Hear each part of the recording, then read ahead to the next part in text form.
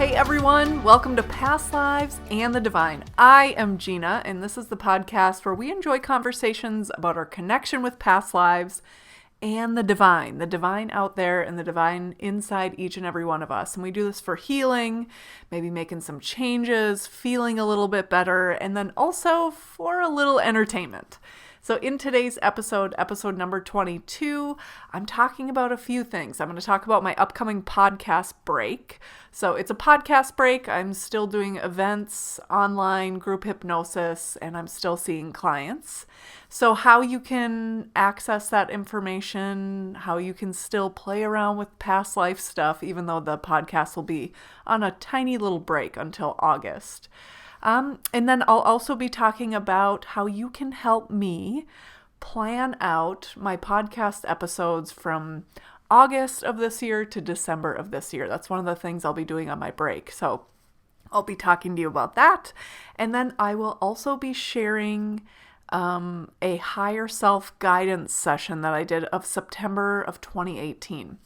And I'll tell you what a higher self guidance session is, and then I'll talk about the questions that I asked my higher self. So a couple of the questions were like, I get migraines, so I wanted information on that.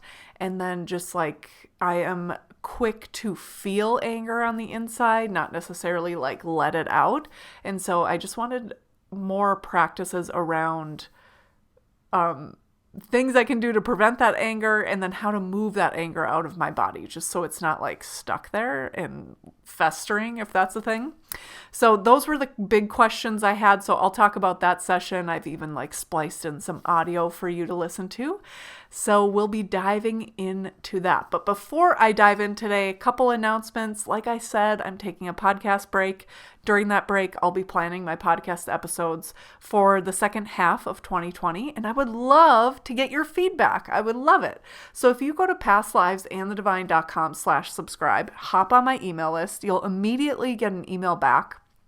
And if you scroll down in that email, you'll see a link where you can click that link and answer just 4 questions about what you like about the podcast, what you'd like to see on the podcast. You can answer all the questions. One of the questions, you can do as much as you want. But it's been so fun getting those responses to that survey back, and it's all anonymous. And I wish I could email some of you who have submitted. Thank you for submitting the survey your answers to the survey, if you have already done that. And I wish I could email some of these people back, because they share such like wonderful or deep or really contemplative, like profound things. And I just think that's so great. But I think the beauty of it and why people are sharing that maybe is because of it's anonymous. I don't know. Sometimes I feel like I should like start a hotline where people can like tell their secrets, and maybe that in and of itself could be a podcast. I don't know. If you take that idea and run with it, let me know, because I want to listen to that. But anyway, so if you have shared a story and submitted your insights and what you want to see on the podcast via that survey, thank you so, so much. And then just so you know, coming up June 25th, we have online group hypnosis. I've been doing that about once a month. I will be doing it on my break as well. But if you head over to calminghypnosis.com/events, you'll be able to head over there and learn more. And if you're on my email list, you always get first crack at signing up for those things. So, and if you're listening to this in the future, please subscribe, and then you'll know when the next event or next thing is coming your way. And then another thing I wanted to say is thank you, everyone. I had a little bit of a bump in Apple ratings, which I was so excited to see. So thank you so much for doing that. I really, really appreciate it. And then we had another person write in, and their review says, it's from Laura Berger. So great. I've been listening to this from the beginning. I look forward to each and every episode.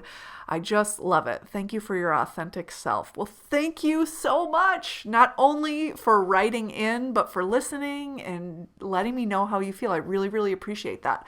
So if you're interested in that sweet, energetic exchange of me putting in the work on this podcast, you listening and enjoying it, if you go to Apple Podcasts, and you can find my podcast by searching Past Lives and the Divine, and you can just click the 5 stars. And if you're really feeling moved, you can type a little bit in there, but you don't have to type. But clicking the 5 stars is like a second of work, and I really, really appreciate it. Okay, those are my announcements. So gather around the fire. Let's get started on today's episode.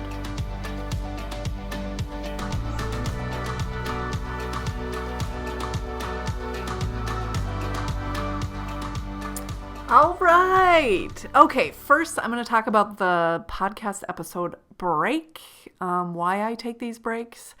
So this podcast episode is being released. It will be released on June 12th, and I will be back with a new podcast episode in August. So I don't know, like 6 weeks off or something like that. And that's just off from the podcast. So if you want to schedule a past life regression with me, I'm here for you. If you want to join me in online group hypnosis, join me on June 25th. I would love to have you. Get on my email list. I'll be doing other online group hypnosis stuff. So if you get on that email list at pastlivesandthedivine.com/subscribe, then you will know about everything that's going on. Online events. Sometimes I run like specials or discounts or anything like that. Anything else that I'm up to. So if you're interested, hop on that email list. And then we can be like email friends. I would love it. Okay, so that's my podcast break. That's kind of what's going on. But what I want to do is like dive a little bit deeper under that podcast break. So this is my second break during while having this podcast, and I always get people who are like, hey, thanks, I love your podcast. Whether you come back from your break or not, thanks for everything you've done, is a comment that I got pretty regularly in my last break. Like during the break, people emailing if they like had a question or wanted to talk about something. And I've gotten that a couple times now since I've been talking about going on another break. And I think it's so funny that in a lot of people's mind is like, if you take a break, you're like kind of done. And I just think it's indicative of the grind culture that we live in, where it's just like, go, go, go, achieve, how productive can you be, and that there's no room for like, hey, I like this, I love this, I enjoy this, and I'm going to take a little break. And if I can do something to normalize that, that's great. So that's why I talk about it. But for me, I've talked about before, I used to be a wellness coach and like wellness corporate consultant, I guess is how I would describe it also. So I worked with groups of employees and I worked with individuals one-on-one. And I've talked about that before. Essentially, it ended with me just like being so burned out and so just uncomfortable and upset with really the wellness culture. Like once you really get in there and see kind of how damaging it can be, especially to women, and how misleading it can be, especially in corporate or like organizational structures. And that is a really long story. And I've touched on it a few times in different podcast episodes. So I'm not going to do that here. And because frankly, I'm like bored with that story. And it's my podcast. So there.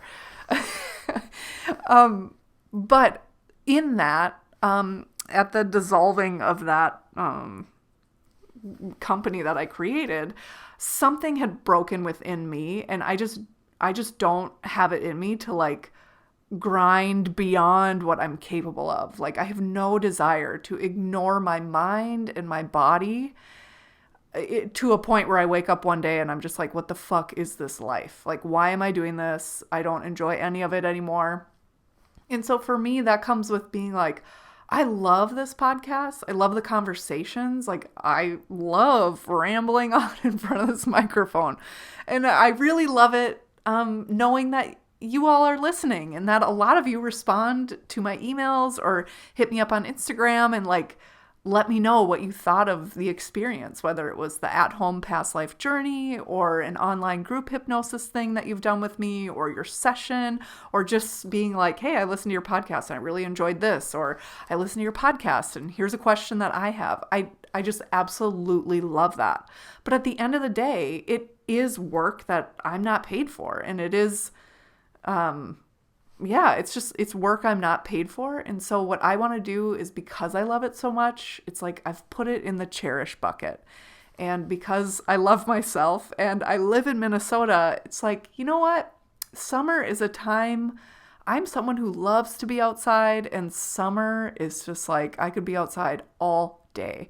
And recording a podcast, it doesn't really happen outside. So for me, it's kind of fun, and I have the ability to say like, hey, I'm going to take a little break. And I know that's terrible for like, you know, the algorithms and the numbers of the podcasts and all of that. But I trust and believe that all of you sweet souls listening, and everyone who's going to be listening in the future, is okay and supportive with someone who's doing free work, who's like, hey, I'm going to take a little break. So I take a break so I can come back, not take a break so I can realize like, oh my gosh, I can't ever go back. I'm so sick of it. So I love hearing people's points of view on that. And it just makes me interested when people are like, even if you don't come back, I still really enjoy it, which is such a sweet sentiment. But I will be back, and I can come back because I do take breaks. And it's not all relaxing. What I'll be doing during the break is, like I said, I'm planning out the episodes for the back half of the year. And so with that, if you have not filled out the survey yet, go to pastlivesandthedivine.com/subscribe. You'll get an email with a link to the survey. And then that will help me just see like what do you all like about this podcast? What do you want to learn more of?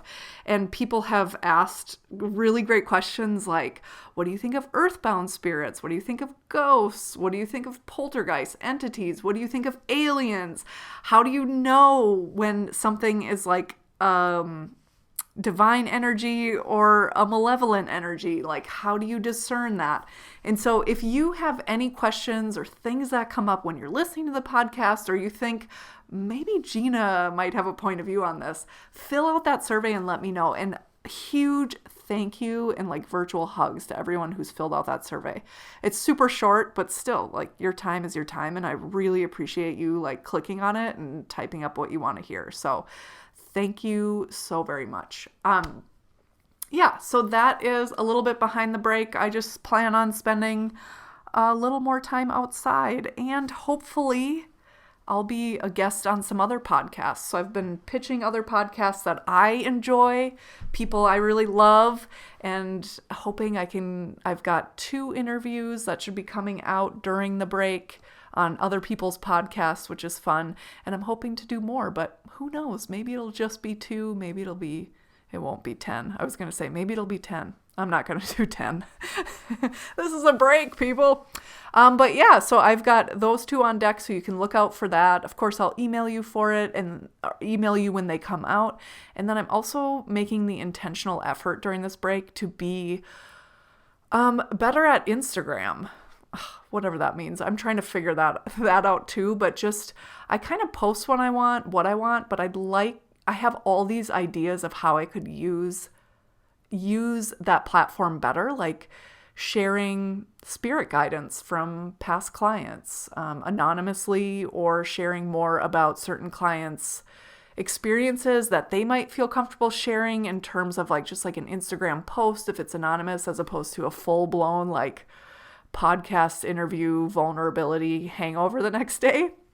So just really using that platform just to share more, like different things that I don't necessarily talk a ton about on the podcast, but also things that I talk about on the podcast that I could do in a different way on Instagram, just to have more of those conversations, because it's easier to see a conversation on Instagram and have the immediate, like, I'm going to comment and this person's going to get it, as opposed to listening to a podcast. It's like, if you're anything like me, you're like out walking right now, or you're folding laundry or putting dishes away, or you're driving somewhere, and it's just not always conducive to like ask the question you want or make the comment you want or anything like that. And so I think using Instagram is just like a really an avenue that I'm not using as I could, and in a way that feels good. And to be totally transparent, one of the reasons I don't is because I'm trying to find a way to engage on the social media platform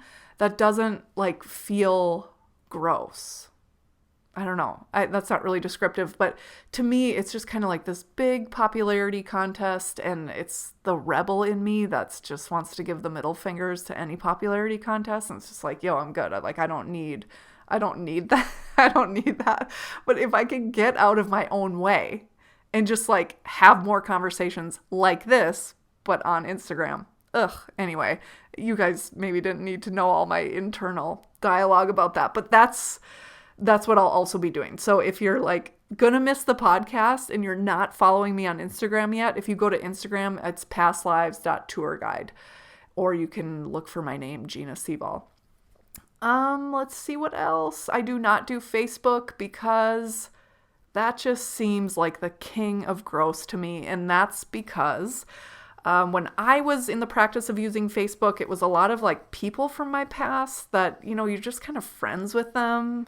But it's like weird if you unfriend them, but you don't want them to know what's going on in your life. And then I had gotten back on Facebook for like, I don't know, 3 months, maybe like a year and a half ago or something, when I was like, all right, I should utilize this. And it was just like I was on the fence, and then I got what was the nail in the coffin was, sorry, this story isn't as thought out. This was not even a point I was going to cover, but it's a question I get a lot, like, are you on Facebook? Or you should be on Facebook and join this group. And it's always like, oh, that would be fun. But then I think of my history, my personal history with Facebook. And what was kind of the nail in the coffin to get me to leave was like, I had a light stalker situation.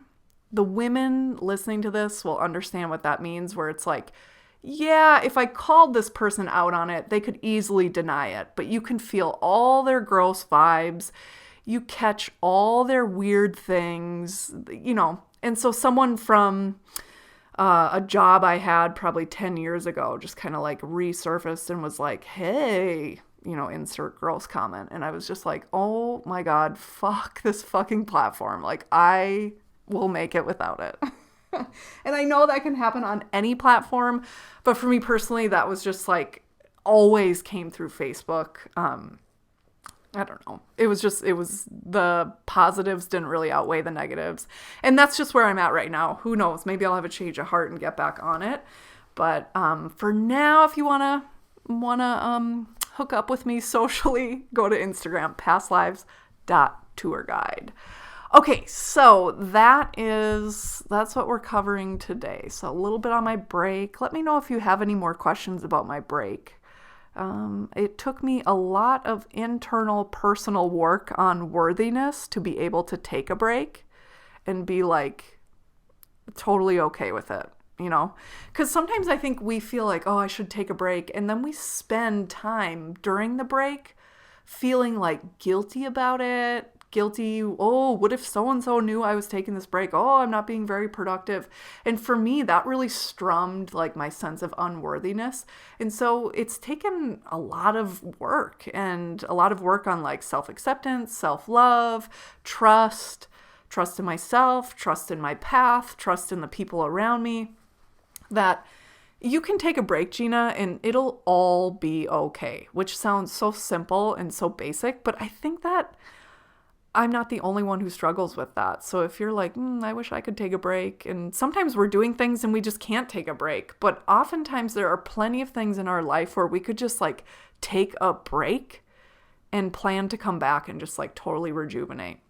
And on the lines of taking a break, just something else along that is like, if you're someone who's, I don't know why I'm feeling called to talk about this, but if you are someone who has difficult relationships in your life, like whether it's like a romantic relationship or a coworker situation or a friend or a family member, sometimes what I do is like, I'll even take breaks from relationships. Like I have people in my orbit who are there for valid reasons that I have made the discernment, used my discernment to decide like you can be in my life. But sometimes I just need to take breaks from them because they're not the healthiest person, but, they're in my life for certain reasons and reasons that I feel like I want to engage with them on some level. And so I just take breaks. And Sometimes it's something I'll actually communicate to that person. Like, I just need a few months where I'm not having these conversations. Okay, I'll check back. We're not breaking up forever. This is temporary. Okay, leave me alone. So, permission to anyone who's feeling like they need a break and they have the ability to take a break, to take that break if you can, even if it's do less of something, even if you can't get it out of your life totally. So anyway, I'm obviously very pro break and taking care of yourself. So listen to yourself. Okay. So what I'm going to be talking about today is a short little hypnosis session that I did. And it was in one of my hypnosis trainings. So I went through 2 different 5-day trainings. It was through the National Association of Transpersonal Hypnotherapists. So people call it NATH, N-A-T-H. And they were super intense, as you can imagine, like 50 hours happening over 5 days. And also very fun. Obviously, I think it's fun. Like, I love this work, but very intense. And one of the things that we did a lot in the second one, it's like the master's training, they call it, is we did a past life regression every day. And so we were paired with someone new in the training every day. So whether I was the facilitator or the receiver would change, and then who I was working with in the group changed. So the person who facilitated this session for me as the client was a person in the training, and I'm just so sad to say I don't remember her name. And anyway, that's not really a part of it. But the point of this session was to show us that we had been trained to do past life regression, like in the level 1, trained about hypnosis, the clinical hypnosis too, like the smoking cessation and, all of that, like weight release, fingernail biting, all of the stress relief, all of that more what I'll call surface, even though that stuff is not surface. Like, to me, going about it in that way seems surface. That's just for me. Totally open to other people having a different experience with that. So, the level 2 was really about taking that past life regression training and that type of session and just like molding it to like, hey, I want to show up and just have a session where I can have a dialogue in trance with my spirit guides or with my higher self, or try to have a conversation with, this loved one that passed on. And so these are all things that we can do using hypnosis in different ways with different healing modalities, different types of inductions. If you're like, what the hell's an induction? What are you talking about? You can always go to episode 3 is Anatomy of a Past Life Regression. And that will show you and tell you about everything that happens in a past life regression session. And it's one of the most listened to episodes, probably because people are curious and because I call it out in like every freaking episode. But anyway, so what I'm going to go into today was this higher self session that we were practicing. And what I like about NATH and how they do things is it's very, I'm sure other people who train in hypnosis do this too, but it's very much a lot of like, do the thing. Like, you think you can't do the thing, but do the thing. Like, you feel like you're not ready to lead this past life regression, you're going to do it. Practice on someone in class who's also learning. Because I think what I think is cool about NATH too is like it's very much about the spirit and the soul of the person, as opposed to more like clinical, sciencey, corporate friendly type of hypnosis, which is great. It's just I prefer the woo-woo if I can have it. So and so that was why we did it every day. And it was just like, here's what this type of session is. Here's the differences in this session, and now go practice. And so this woman, actually, her name's coming to me, I think it was Judy, led the session. And I had, just like we do at the beginning of a past life regression, like the facilitator is like, what's your intention? Do you have any questions, for the spiritual guidance after the past life scenes? And instead, what we do is like, what's the intention? But the intention more is like, I want to connect to my higher self, or I want to connect to my spirit guides, or I want to get answers to these questions from whatever enlightened beings are around me. And then you go in, it's the induction, just like a past life regression. And then the facilitator then just like brings you to a space. Sometimes it's a garden, sometimes it's a mountaintop, sometimes it's just cued so the client can feel like they're in a safe space, whatever that is to them, whether it's a space they've been to before or a made up space in their mind. And then the facilitator will start asking the questions for the client's higher self or the spirit guides, asking the spirit guides questions for the client. And that's really, again, what the facilitator is there, not because they're magic, but they're there to like kind of open the client's magic up a little more and direct it in ways that the client wants. So a higher self session is, I kind of think of it as like, it's like do-it-yourself psychic reading. Like if you're working with a intuitive, visionary, psychic, whatever name they use, if you're working with someone like that, what they're reading is like your life path, just kind of like energetically what's going on for you now. They might be getting information from your higher self, most likely your spirit guides too, any angels or enlightened beings around you. And with that, they're kind of reading where you're at right now, maybe where you've been, and based on the questions, like maybe a little bit about where you're going or something like that. But the difference is, and I always say this, because you can get a past life reading too, right? I can go to someone and say, hey, here's my name, here's my face, here's my soul, look at it, like what was I in a past life? And you can do that. But the difference is, and I think that this is such an impactful difference, is that if I go to a reader or a psychic or an intuitive and they tell me, oh, Gina, you were a great warrior in a past life, it's like, sounds really cool. But of course, my conscious mind is like, but really though? Really? Is that true? There's like a shred of doubt. And so this is just another way to get answers about your life, whether it's your past life or the situation you're in now, questions that you have now, in ways that you go get the answer as the client is guided to go get that answer. And then that answer just feels so much more profound, so much more true than any sort of reading from some other person.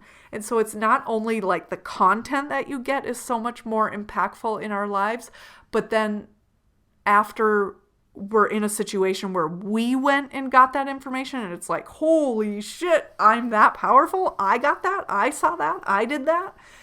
Is like, that can be life-changing of stepping into your power, harnessing your power, getting more in touch with your power, using your power. Just learning more about your power so it can help you in your life better. And to me, that's just like a whole other reason why these sessions are so impactful. So a higher self session is a session that's just that. We go into an induction, and like I said, you move to a safe spiritual space, and the facilitator asks questions to your higher self. And it can also be where the facilitator or ask questions to your spirit guides, just whatever you want to do. To me, I would be personally more inclined to do like a spirit guide session. Like if I was rolling up to a hypnotist or a hypnotherapist or some sort of facilitator of these sessions, I personally would probably ask for a spirit guide session just because, I don't know, that seems more interesting / entertaining to me than like my higher self. I don't know why. And maybe I won't always feel that way, but for the purpose of this training, the reason why I did a higher self session was because that's what we were supposed to do during this like breakout time where we were working together. So if you're wondering why, that's why. And these are sessions that I offer to people, but you'll see if you were to look on my website, they're really only sessions that I offer to people who I've worked with before in the past life regression realm. So if we've never worked together, for example, and you were like, hey, I want to do this higher self session, I can tell you that you should follow that inkling, whether you work with me or someone else, but know that if you work with me or if you're going to work with someone else, make sure that in a past life regression, like the way I do it, if someone was like, I really want to connect with my spirit guides or find out how I can connect more with my higher self or ask these questions, then I just add that to the end of a past life regression. So in the past life regression, like I talk about in episode 3, it's like we do the induction, then the client is in the past life scenes, we go through multiple scenes, learn things, observe, that's it, and then we go through the death scene most of the time. Sometimes the death scene isn't a part of it, which is totally okay, it doesn't have to be.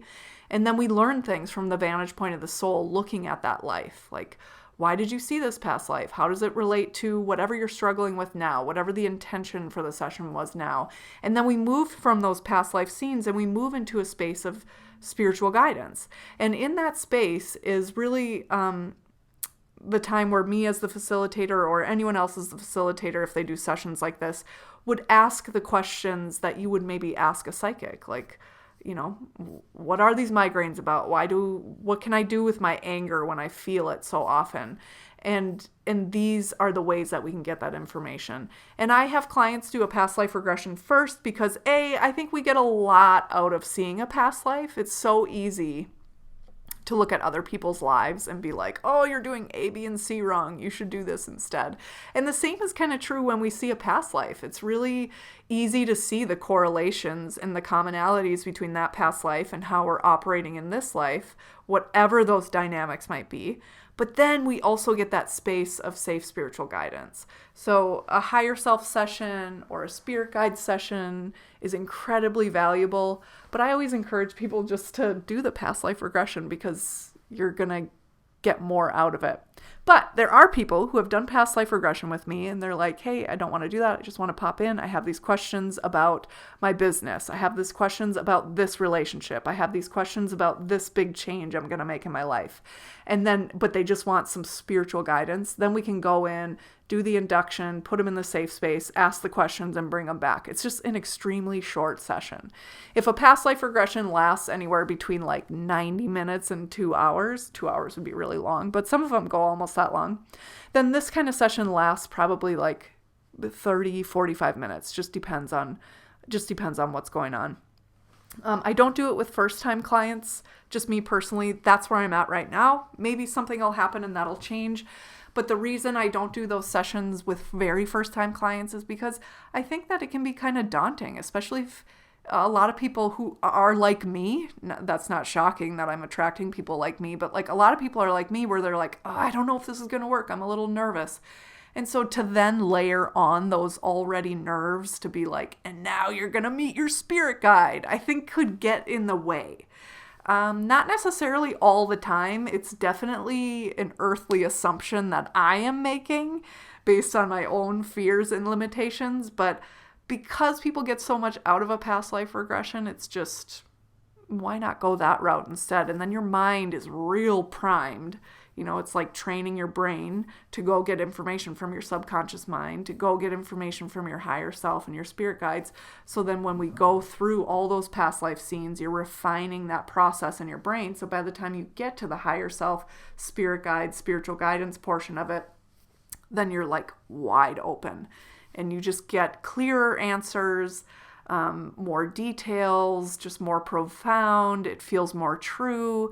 We're not doubting it as much. And so it's just a really great way to prime the mind to make the most out of the information that we do get. So that's my extremely long-winded answer as to why I only do that with repeat clients and why I just encourage people to do a past life regression because you get a little bit more out of it. So for example, the way I use them personally, I like to do a past life regression because, to be honest, I'm always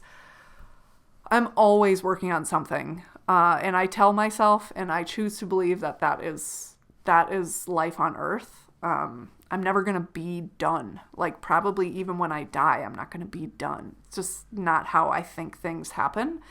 But that said, I don't think it's all negative, right? Like I can still be working on shit and still enjoy my life. And every time I work on something, I feel more confident, more powerful, I've learned more about who I am. I feel like it's easier to act authentically. So even though I'm still grappling with things, my life does feel good. But because I can always find something to like wrestle with or dissect just in my own triggers and emotions and thought patterns, it's easier for me to go into a past life and get that information anyways. Like if I'm showing up for a hypnosis session, then I'm just going to do all of that work because why not? I'm here. I might as well do it. But one way, if you're interested, these higher self sessions or spirit guidance sessions, I think are just so great as an entrepreneur. And not just as an entrepreneur, but because I'm an entrepreneur, and I'm not only an entrepreneur, but I've already built one company that then I burned down because I couldn't stand it anymore and just was really disenfranchised by the whole industry. I don't want to wake up that way. I just cherish this work so much, and I cherish myself so much. I just want to do what's right.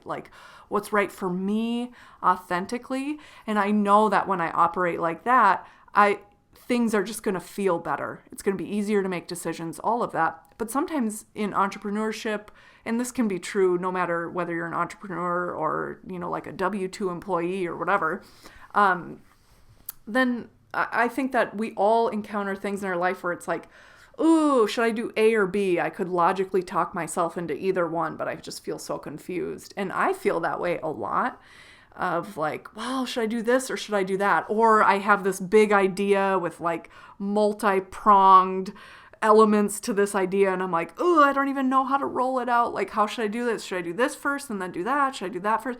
And then I'll go into trance, do a past life regression, or sometimes I just go into meditation, and I'll be able to connect with that specific question of how should I go about doing X? When I first started, for example, when I first started doing hypnosis 2 years ago, I was living in a condo, and I would have clients come in, and they would come into the living room space, and I had a hypnosis chair that they would sit in, and I was I don't know, is this weird that they're in my living room? I mean, we're the only ones there. It's 800 square feet. It's the only place to go in this condo, the way it was set up. It was pretty small to begin with. And my spirit guides were you're going to have gatherings and in that home, group hypnosis, which I did. And from that, people will be used to doing hypnosis in your home, and then they will come for a session, and it won't be weird. And I had people who would just come for a session. They didn't come to the gatherings, and it wasn't weird. And I don't know if my guides told me that just to make me feel better, or if that's really what happened. Either way, I went about it with that in mind and have built this business up into something where it's I set some goals earlier this year of I want to see, 3 clients a week, and I want to do online gatherings and in-person gatherings, and then other parts of my business where I had specific goals. It's also hard for me to think in terms of goals because that led me down a bad path with my old entrepreneurship wellness company.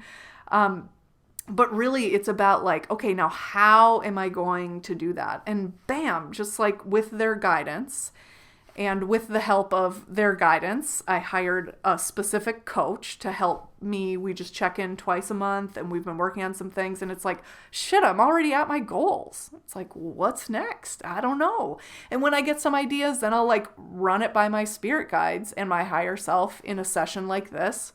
In the space of a session like this, and just to get clear answers on how to go about it, what to focus on first, how to position things, how to bring things in, maybe how to set up the structure of something. And it's just incredibly clarifying and gives me such peace to know that that is from within me. Yes, I'm working with a business coach right now, and I really like her, and we jive really well, and I actually found her because she was a client of mine. And she was the whale warrior princess. I forget what episode that was. Kelly Smith, Yoga for You. And so we just talk twice a month, but it's so cool that someday I won't want to work with a coach, money reasons, time reasons, whatever. And even working with this coach, I have a layer of control and authenticity over it. And it just feels really good. I feel 5 years ago working with a coach, they would have been do A, B, and C. And I would have just done A, B, and C, whether I wanted to or not. And now it's more what if I don't want to do that? Can I do something else instead? What are the other options?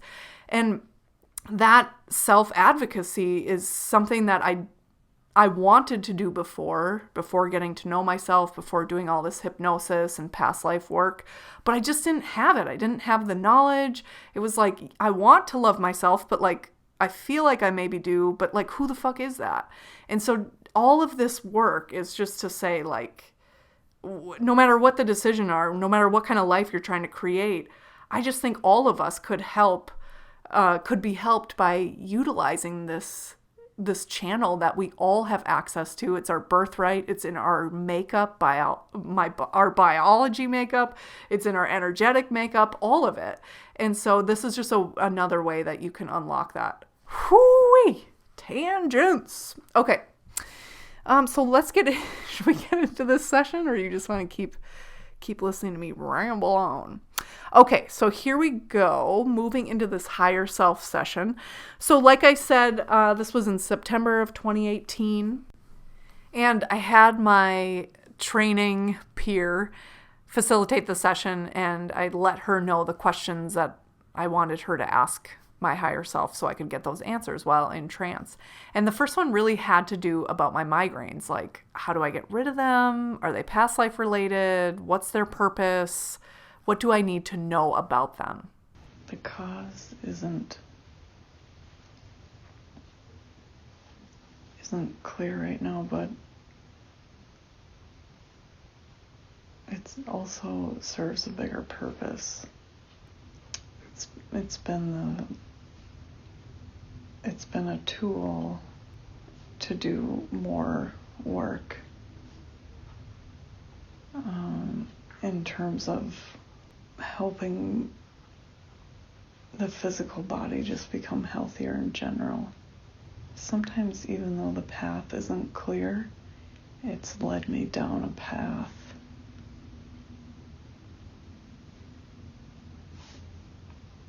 that has helped me do other things. Oh, that is so true. So even though these migraines are incredibly inconvenient and uncomfortable, to say the least, I think of all of the threads I followed to try to heal them, undo them, get them to not be as painful, get them to not be as frequent. And all of these things have resulted in analyzing stress levels, and in that analyzing thought patterns, and in that analyzing, not trusting myself, not loving myself, all of the threads I've followed to try to heal these migraines have really benefited my life as a whole, even though I still have these migraines. So I've had migraines with no rhyme or reason, or the rhyme or reason to these migraines varied. But really it started with what I thought in 2007 was a really bad hangover. But then it turned into this like wild headache that lasted like almost 3 days. I had never experienced anything like it. Like, I felt like my head weighed 50 pounds. I remember going into work, because I was also the type of person to like feel worse than I've ever felt before physically in my entire life and still go to work. That's not who I am today. I'd be like, yo, I feel awful. I need to take care of myself. I'll be back tomorrow. But regardless, I showed up to work, and literally I remember sitting in my cube, and it was a job that I just like fucking hated. It strummed every weakness in my being. And so it was a difficult job anyway. And I just remember sitting there like at one point in my cube with my head just like on my desk, just being like, I don't even know what to do with myself. Like, I've never had pain like this before. And it was just this heavy throbbing in my head. It was so wild. But since then, they've come and go in frequency. I probably didn't have another headache like that, or migraine, whatever it was, for a few months. But then I would get them every once in a while, and they would last like 3 days. And when I first started to see them in a frequency where it like really started to affect my life was in 2012, like 5 years after that, when I had quit my corporate job and was totally working for myself. I mean, I always had side gigs of like teaching group exercise classes and training people and stuff like that. But I was totally working for myself. Like, my full-time job was all on my shoulders for getting those clients, corporate clients, individual clients, all of that stuff. And so my stress levels were like through the roof, because where I was at with my sense of self-love and acceptance, trust, my sense of worthiness. All of that was just lacking, frankly, and I was trying to find validation in praise and number of hours worked and money in the bank, which is like terrible for mental and physical health. In my experience, it's terrible for that. Hopefully other people doing that aren't having the experience that I had, but so I started to get them like weekly, which when you have a debilitating headache or migraine for 2 or 3 days of almost every week, it, will fuck up your life. And it was really like a frying pan over the head of like the universe being like, pay attention, woman. And so that's when I started to try to connect the dots between like the food I was eating and the migraines, the activities I was doing or not doing and the migraines. And I just could not, the moment I thought I figured it out, I would get a headache or a migraine. I don't know, I vacillate between calling them headaches and migraines because when I think of migraines, I think of the people who like go blind, and that's not my experience. It just feels like I can't open my left eye, and a lot of times it feels like I can't even lift up my head. But I just couldn't figure it out. And working then eventually in like 2015, 2016, 2014 started to dig in with like hypnosis as the client, dealing with my anxiety. That took it away a little bit. That lightened the frequency for sure. The duration when I would get it was still like 3 days. And then it was just like, I couldn't figure it out. And then the last 2 years, it has synced up with my hormonal cycle. So like the first day or two of my cycle, I get, most of the time, will get a really bad headache / migraine. I don't know what category it falls into. It's debilitating. And there are times if I don't push through it, if I take the day, cancel things, if I'm able to, go slow, pay attention to it. I don't do my normal numbing practices of like listening to audiobooks nonstop, podcasts nonstop. Those things aren't bad, but like if for me at this point in my migraine journey, it really is about slowing down and really paying attention. So don't just try to avoid this headache. Like I've been going into it like almost like meditating where I'm able to like lay down on this headache pillow that I have that like puts pressure on the base of your skull. And it's like everything that I can do to like really pay attention to this headache and like, what is it saying to me? What does it feel like? What does it look like? And just because I know from the work I do, sometimes this trauma and pain that's stored in our body, all we have to do is acknowledge it and pay attention to it and hear its story. And sometimes that's enough to like let it go.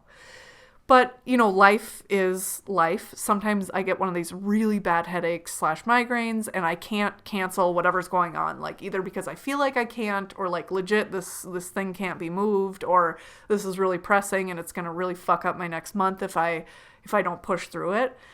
And if I do that enough, then it'll be a 3-day headache. But if I can take a day and like clear my calendar as much as possible and like be with that headache and like slow down, now I know, like, okay, it slowly fades and it'll last like a day, day and a half. So if I really give it like the respect and attention that it's demanding, that will shorten the duration of it. And I'm still on this path very much, but I've been working a lot with like the foods I'm eating and balancing hormones and stress levels and all of that. It's a lot to handle. It's a lot to dig in. I think this stuff is even more difficult when it's in our own bodies. It's like even harder to see sometimes. So sometimes I'll have a cycle, day 1, 2 of the cycle, and I won't have a bad headache. But when I do, I try to plan for that. So planning my client schedule, my event schedule, my podcast recording schedule, my work schedule in general, just like all the stuff that it takes to maintain any sort of business. I'm a one-woman show. So now I've actually gotten to the point where I just like bow down and like live my life according to cycle because day 1 or 2 of my cycle, I really try to look ahead, like planning it out, like a month or two, sometimes even 3 out, even though that can really vary if anyone knows who tracks their cycle. But to really like try to clear the schedule on day 1 or 2, so I'm not having to cancel things on that day, because that's incredibly triggering and stressful for me when I have to do that. So it's really just like honoring my body, honoring myself. The cause, it's not to know now. It's still serving her. Is that right? Mm-hmm. When it's right for her to know, she will be given the answer. Yes, there are things that can be done in this life to help alleviate them, and then there's also past life stuff. But that's kind of like the last thing to do with them. So I had a past life regression session. It was after this session that I'm breaking down that you're listening to right now. So that was in September of 2018. So I think it was like October, or like within the 6 months after this training, after this session, I saw a past life where I was like this, I was acting as a prostitute. That was like my job, but the bigger picture was that I was a spy. And so I was on a ship at sea doing, acting as a prostitute, doing my prostitute-y things. And, but really what I was there for was to spy on the people who were on the boat. So I'd have to listen to that session again. Let me know if you want me to do that as an episode in this last half of the year, because it really ended with me.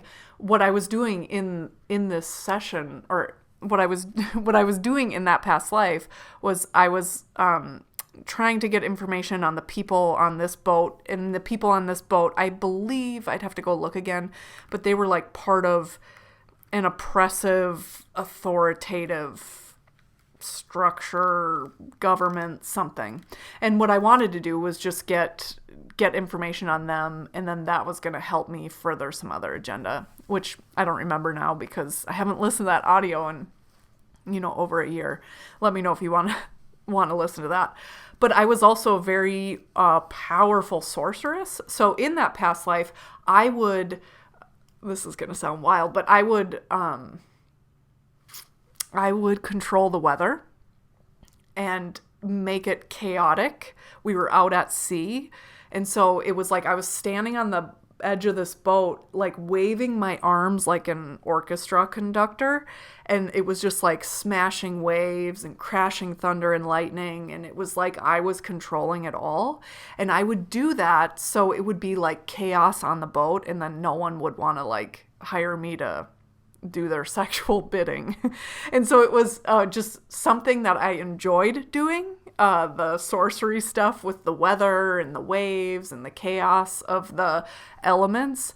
It's that I enjoyed doing, but then the secondary benefit was like, and if I do this, these people are so distracted and discombobulated that they're not like trying to have sex with me, essentially. And that's where my life ended, was one scene. There was a few scenes where I was doing that, but one scene where I was actually doing that, two of the men on the boat saw me and hit me with a board or something, and hit me right in the head where I have a lot of my migraine pain. And so I don't know if that had something to do with it. I'd have to go back and look. I'm also, probably not a shocker to you that I'm not like a type A person keeping track of all this information, but I don't know if that's when my migraines switched and became cyclical because I had released that trauma and now it was like attached to my cycle, trying to bring the spotlight on my cycle. I'm not really sure. But it's really just, to me, I think it's interesting that like as we're moving through past lives, as a facilitator, I always ask the client, like, from the vantage point of the soul, looking at that past life, are you carrying any energetic residue with you from that past life that you need to release in order to be, your fullest self, your highest potential, your highest good of what you came here to be, to really just step into that frequency of what you came here to be? Are you ready to release that stuff right now? And then some people will say like, oh, this thought pattern, or, oh, I feel a block around my neck or my heart, or I feel something blocked in my stomach, or whatever it is. I mean, there's no wrong answer, and everybody's a little bit different. But every once in a while, a client and I will encounter a situation where it's not necessarily a block. Sometimes chronic pain can be a block. It can be, like this cry out for help and examination from a past life or past trauma in this life. But sometimes it's more of an indicator signal. And it's there to show us like, you're too stressed out, you need to do this instead. Or, oh, you've been doing this thing and that's not good for you, so here's your indicator. And that could be a headache, a migraine. That could be, some sort of like gut pain, anything like that. Any shoulder pain. It could be clenching the jaw. It could be grinding your teeth. But sometimes these things aren't necessarily blocks needing to be released, and instead they're like an ally indicating to us, hey, something's not right. It's like a check engine light on your car where it's like no one wants to see it, but we're thankful that we can see the check engine light and that we can then go fix that or have that looked at instead of just automatically being stalled on the road. And so that's how I see these migraines, is really like leading me. It's something I pay attention to. It's something that that to me, it just leads me down this path of always trying to figure it out. And of course, I'm a human, so I find them incredibly annoying and frustrating. But like on a higher level, when I'm not in the throes of the pain, I can see how much this has been an aid for me in looking at the things in my life that I need to change, that I want to change, but I'm too scared, or just really illuminating things that I otherwise would have been completely unaware of. So then I had her, the facilitator of this session, I had her ask a question of like, so how can I, how can I avoid this? How can I like get to the bottom of it? But like when I have a migraine, what can I do about it so it feels like less pain, so the duration of it is less? Like what can I do to help myself in those times? On the days when I do have a migraine, just enjoy slowing down. So instead of using it as something to feel more guilt or anger, just try to enjoy the part of the day where I'm able to just relax because of it. So this, at the time of this recording, it's June of 2020. I did this session in September of 2018. So everybody, you'll be so happy to know that I finally started doing this. It only took 1.5 years, but here we are. So if you ever feel like, man, if you ever look back on like your past life regression or like a healing you did and you were like, shit, I haven't done that thing yet. Like you can always start doing it now. So I would say like just this year, I started, like I said, looking at my schedule, planning, kind of the next 2 months, 2 cycles-ish, and trying to take those days and like clear them and not see clients on that day, just to alleviate, the guilt and stress of like waking up and being like, fuck, I feel awful. And I have to do things that make me feel awful anyways, which is like cancel, reschedule, all of it. And, and so I just want you all to know, like, if there's an action item out there, like, encourage you to take it. But even if it's been 1.5 years, like, there's still value in it.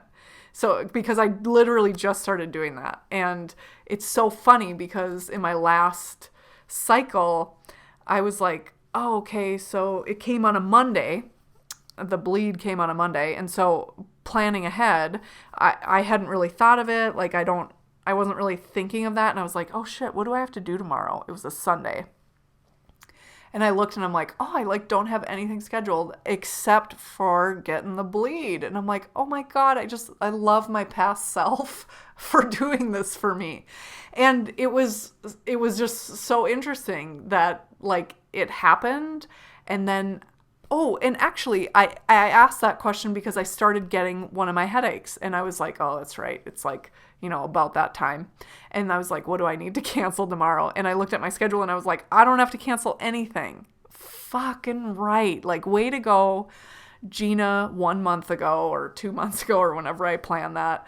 So it's never too late. And even a late change feels good. So yeah, I cried on the last podcast episode talking about the bleed on this episode. Do I have any boundaries intact?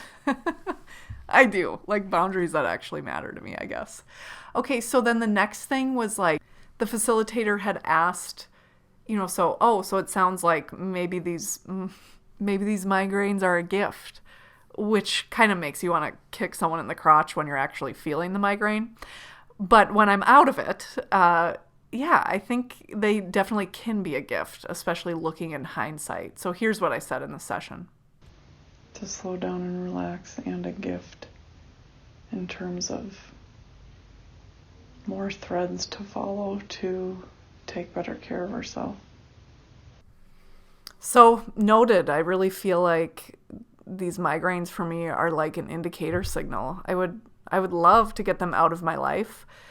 But, in honesty, like I said before, it's gotten me to take like an honest look and really dive into things that stress me out, things that just make me feel like so gross on the inside or evoke a lot of anger. And then, just looking at food and what serves me best, it was just another tool for just essentially mindfulness and another lens through which to look at our life and try to make it feel better. And not that, if your life feels better, you're more worthy than when it didn't feel better. Everyone's worthy and it's all good.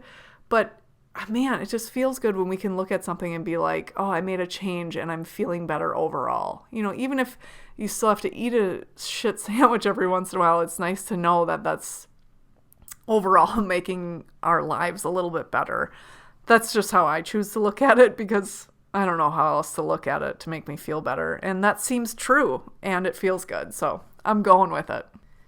Because I've had people reach out to me, whether it's like clients or past clients, or some people have talked about it, like if I'm sometimes message people on Instagram, or people will message me with like questions or like, do you ever deal with this, or over email. But if you're someone who gets like reoccurring painful things like that, is to, and I think it's easy to like, it's something that I struggle with. So maybe it's just easy for me and not you. If this isn't your experience, then don't feel like it has to be. There's nothing wrong with you. But when I feel that pain, it's of a migraine, it's really easy for me to like get triggered into these feelings. As irrational as they seem so true when I'm experiencing that pain, where it's like, this is never going to end. It's always going to be like this. What's my life going to be like? I'm always going to have to cancel and reschedule.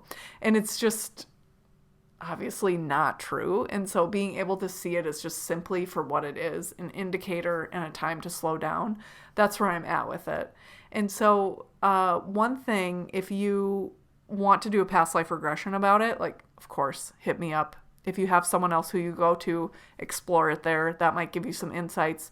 But if you're looking for something to do kind of like on your own, you maybe don't want to invest any money into it, whether you don't want to or you can't right now, you can go to, if you go to pastlivesandthedivine.com and then click on Past Life Journey at Home, if you haven't already downloaded that, download that audio file, and you could like set the intention on your own to see a past life that will help you understand, dissolve, heal your migraines or whatever like chronic pain that keeps coming up that you just can't figure out.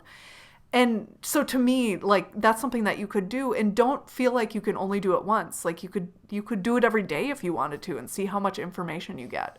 So that's a resource for you if you wanted to take it and just try to like play with it on your own.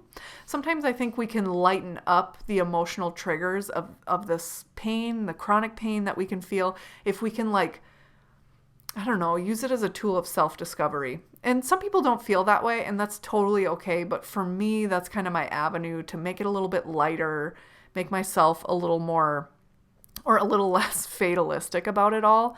So take it if you want it. If that doesn't feel good for you, I mean, go for it. And also to know, like, if you have legit pain, of course, go see your doctor about it.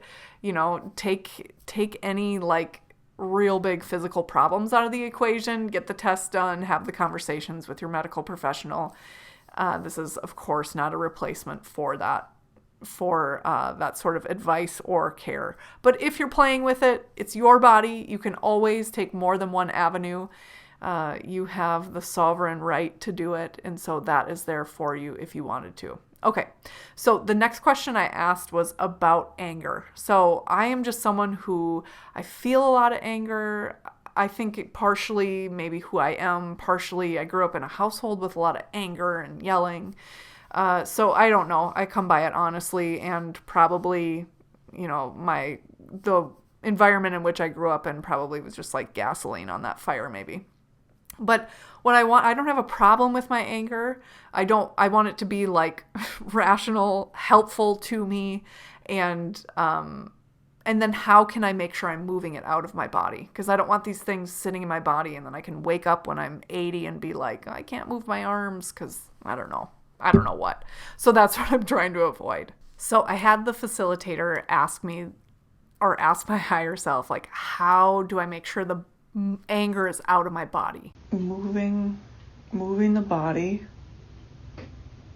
helps get it out of the body. So whether it's justified anger or irrational, either way, to move the body to help get it out of the body. So exercise where the arms are being used. She stores rage in her arms. And you know what's so interesting, and it actually happens a lot in past life regression sessions when clients are in the space of spiritual guidance, is we get, you know, the facilitator asks the question, poses it to our higher self or our spirit guides, and then we as the client, that answer then bubbles up within us. And it's really easy and natural for the client to be talking in third person like that, like Gina needs to do this. And that's because the answers are, I don't feel like they're coming from Earth Gina, right? Or Earth client, whoever that is. And so that's really why the third person there is like, because even though I'm the client in the chair aware of what's going on, it's very much a message coming from my higher self in this case, or sometimes spirit guides in other cases. And so that is really common, but to use that third person, some people don't, like that feels weird to them. So, you know, it doesn't really matter, but that's why the third person. And then another thing I wanted to say about that is that when we're in these sessions asking these questions, sometimes we already know the answer, but like we doubt it. And so when we can get the answer from our higher self and our spirit guides, it just affirms within us. And I don't think that's a bad thing. I think it's a very human thing. We're trained to like, oh, it's just your imagination. Don't pay attention to it. Oh, that's not real. That's fake. Don't talk about that stuff, whatever it is.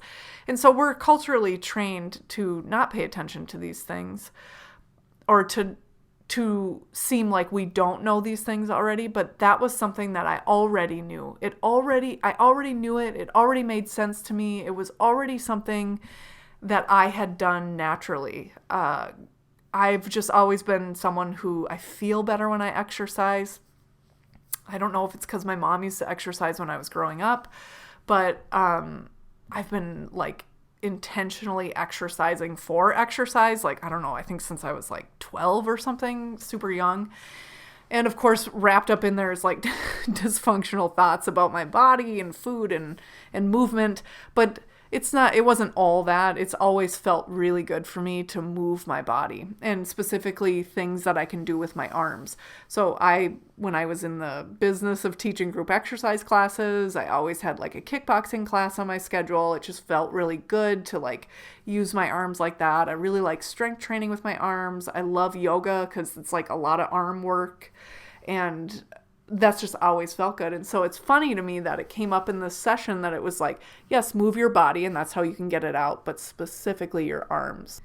Which is so funny too, because looking back, I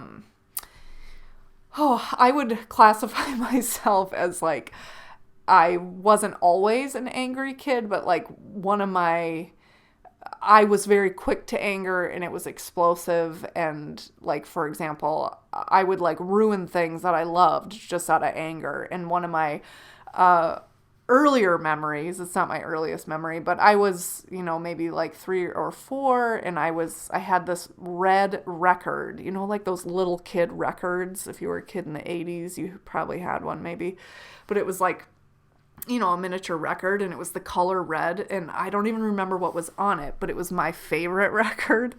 And my sister had a little briefcase record player that I would play it on, and I remember being so angry about something, and I remember standing in my kitchen and just smashing it on the floor, like right in front of my mom's feet. And in this memory, like, I'm not even as tall as the countertops.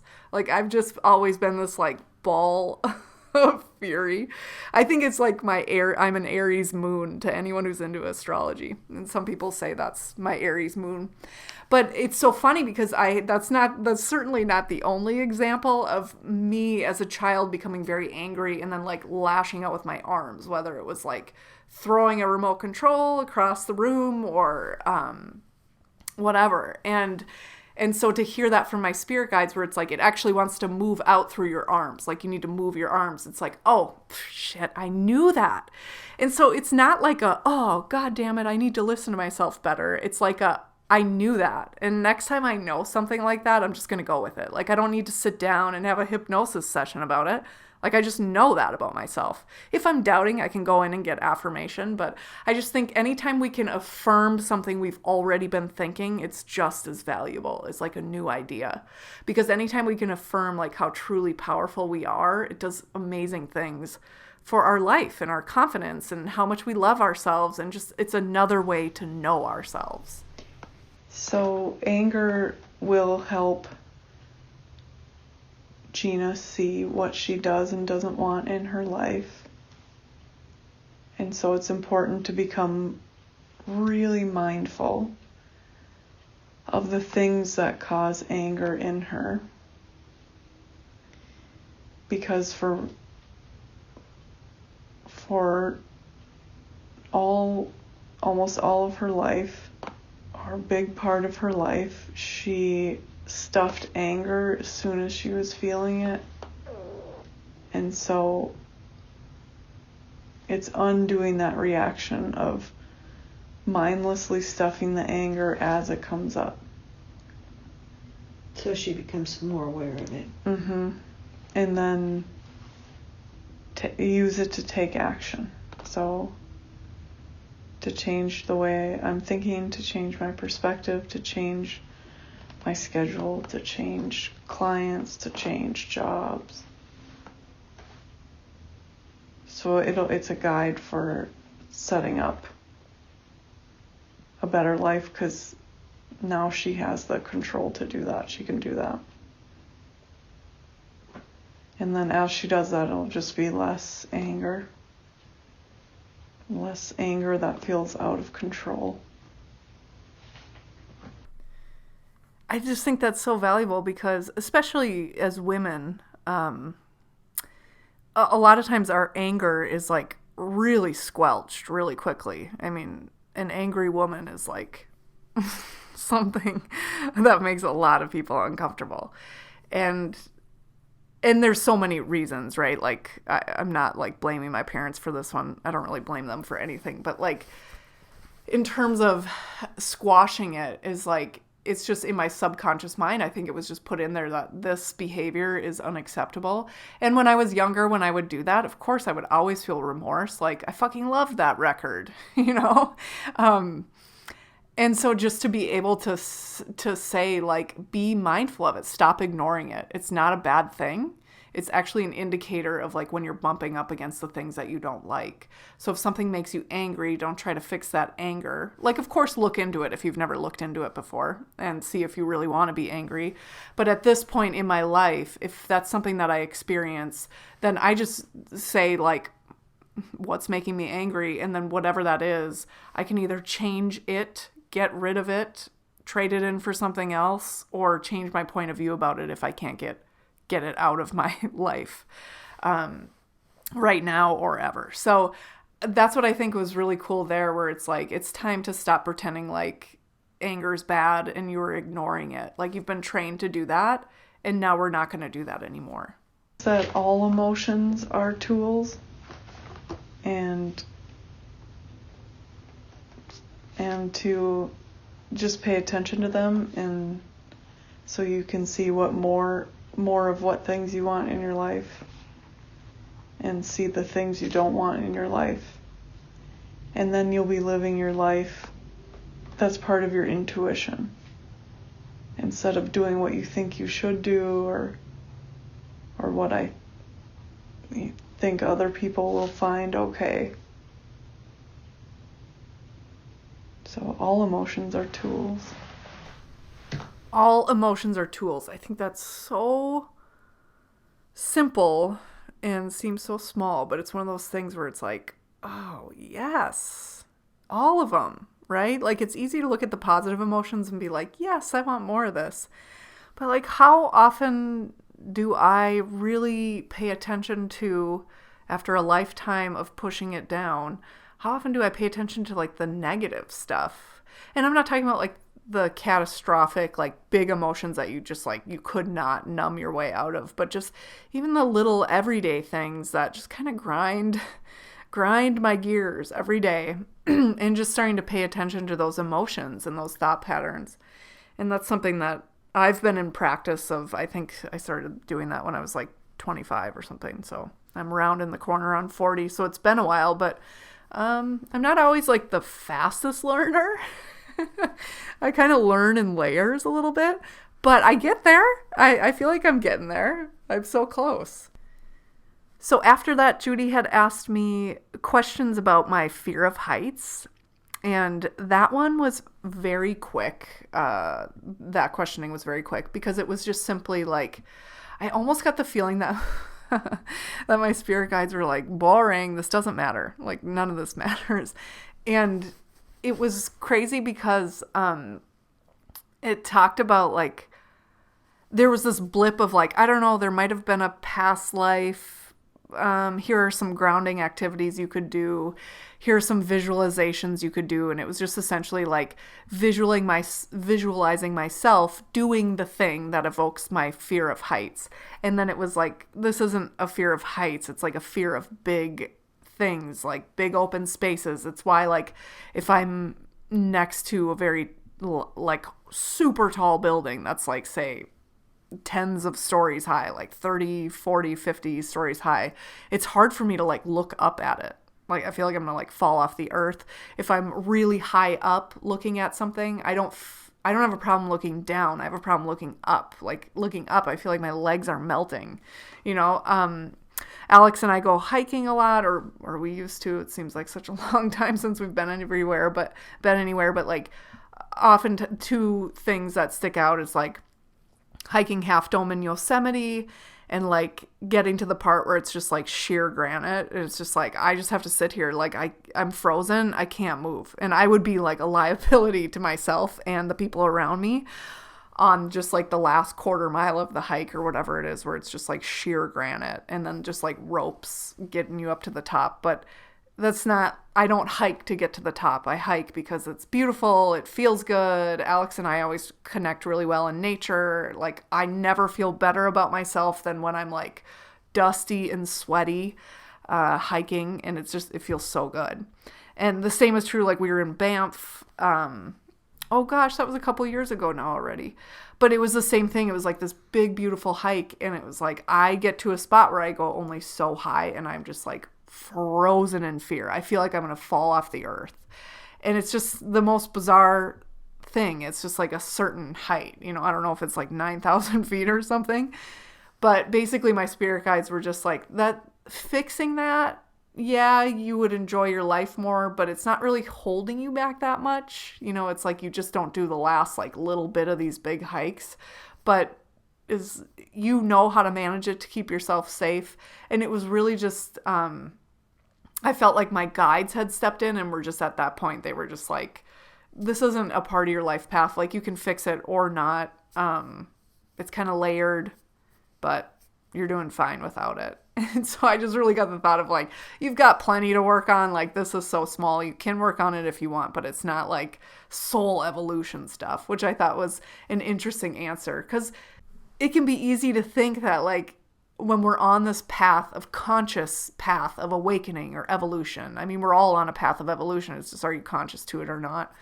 And I think it's easy then to like take everything and be like, I got to get over this and I got to get over this. And I just thought it was an interesting turn of events that my guides stepped in and were just like, that's not really something you have to worry about. And it wasn't like a, you know, bad question, don't look at this. It was just like we don't think you're really going to work on it and you don't have to work on it. You can do some grounding activities, do some visualization. That stuff will help you, but it's just kind of layered and it's just a thing. And I was like, that's so cool that it was like, and this isn't that big of a deal. Because I think on this path of evolution, everything can feel like a big deal. Everything can feel like this fucking rock that we have to get off of our legs or this mountain we got to climb. And so I thought that was cool. I just wanted to share that. It was super quick. And I just wanted to share that. Not everything's a big thing that we got to get over, which is a relief because I feel like I got plenty. So then after that, the facilitator asked me, like, is there anything else? Like, what else are you aware of? Are you getting any other answers? And at that point, because my spirit guides had kind of like made themselves known, she was just pushing to be like, any other messages for Gina from them? So my spirit guides are just talking to me. And I always thought one of them was kind of strict or uptight, but he's laughing and he's saying, I'm not like that, but you needed me to be like that when you saw me. And so we're kind of laughing about that. Oh, it was so crazy because I must have had a look on my face or something. Because I just like spontaneously went there. It was just like, I was quiet and she was just like, what are you aware of? Are your guides talking to you? And it was this thought of like, whenever I do these sessions, or not whenever, not every time, but a lot of times I always feel Dalo, my one spirit guide. If you're wondering about my spirit guides, there's an episode called Spirit Guides 101 or something where I talk a little bit more in depth about the guides I'm aware of and how we met and kind of their role in my life. And so my one guide, Dalo, is there a lot, and he is always just like super bubbly and friendly, and he's just like just the sweetest little bug. And I've never felt love like I feel from him. And at that time, so that was a year and a half ago, then one of my guides, who was more just kind of like the calm, stoic, I perceived, a little more serious. He's kind of my protector. It's my understanding, or one of the protecting entities around me. And he, like, in the session, in my mind's eye, I saw this picture where it was like Dalo was on my peripherals, and I was kind of like, my consciousness and awareness was going toward him because she had asked the question, like, anything from your spirit guides? And so I was kind of like looking at him, but I must have had a look on my face that made her like then push and be like, what's going on? What are you seeing? Because my awareness went toward Dalo, and like through Dalo or like around him came in Raman, who's like my protector, the one I thought was more serious. And it was like this sounds so weird, but he like put me in a headlock and kind of like messed up my hair and was like, and I'm not that serious, so stop acting like it. And it was like, we all had a laugh, and it was just this like, oh wow, like, I don't know, another facet of who he is came through, and it just felt really, really warm and genuine. And to be honest, kind of changed my point of view about him, because at the time I was like, yeah, I mean, he's great. Thanks for protecting me. But it wasn't like, yeah, I want to be around you like I was with Dalo, because Dalo was incredibly warm and excited and just like, just really, I don't know, just like vibrating with joy. And so I thought that was pretty cool that then Raman came in and was like, and I'm not that serious, so stop thinking of me like that. It's like, oh, thanks. And thank you. That is our episode for today. And you all know that my favorite part of these are the conversations that I have with you afterwards, talking to people like you about it. I'd love to hear your reactions, any questions you have about all this, maybe your experience, like with your guides or your higher self. Let me know. You can either respond to an email that I send you if you're on my email list, or you can hit me up on Instagram, pastlives.tourguide, and let me know what you thought. Remember, if you have not filled out the survey that I was talking about earlier, that'll help me kind of form and craft the ideas for my episode. For when I come back after this break in August, I'll be back. So if you want to have a little input in that, I would love to hear your point of view. And you can go to pastlivesandthedivine.com/subscribe, and you'll get an email back once you enter your email address that has information about just what it is like to be on this email list, what kind of emails you'll be getting. You don't get that many emails, but if you scroll down, you'll see a link to fill out that survey. And again, so much gratitude if you've already filled it out, and for anyone who's going to fill it out in the future. Speaking of the future, if you're listening to this in the future, that survey will be up probably through June. I don't know, maybe into July of 2020 this year. So if you're listening to it after that, I don't know, maybe I'd have another survey out for you to listen to, but you can still hop on that email list and get into the know of podcast episodes that are released, episodes where I'm the guest on the podcast. I'll be announcing that as they roll out via my email list, any upcoming events online or someday in person after the virus. I don't know, after we figure out life in this virus times. But as always, thank you so much for listening. Please subscribe, rate, review the podcast. It helps other people find it. A lot of people find this podcast by just simply searching Past Lives in Apple Podcast. So any rating or review that I get definitely helps more people to see it. So let's grow this community of weirdos like all of us who are so interested in this stuff. And thank you for being an ear while I just chat about it. I love talking about this stuff, and I love hearing your thoughts on it and your questions on it.